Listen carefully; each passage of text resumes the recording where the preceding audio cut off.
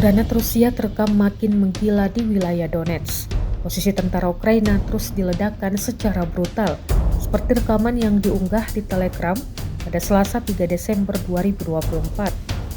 Tampak granat dijatuhkan dari drone dan meledak di posisi tentara Ukraina. Dalam keterangan unggahan disebutkan, inilah cuplikan pekerjaan penyerangan Divisi Lintas Udara ke-98 Rusia di wilayah Donetsk. Dalam perjuangan yang paling berat, laki-laki menggerogoti dukungan demi dukungan dari musuh yang berusaha sekuat tenaga mempertahankan simpul pertahanan penting di Donetsk, jelas Militer Rusia dalam narasi unggahannya.